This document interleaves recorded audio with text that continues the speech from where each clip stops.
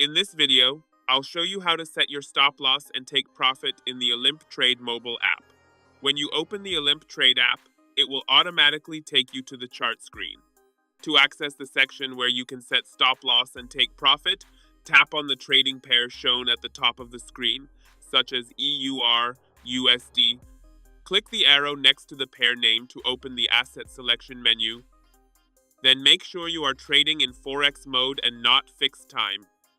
Choose any Forex pair you want to trade, and it will open that specific chart. Once you're ready to place a trade, look at the bottom of the screen and confirm that Forex mode is selected. Tap on the tab below Forex mode, and this will open the trading panel where you can set your stop loss and take profit. To set a stop loss, tap on the stop loss option and enter the amount you're willing to risk in dollars. For example, if you want to limit your loss to $0.80, simply input that value. To set your take profit, tap on Take Profit and enter the amount you want to earn, such as $5.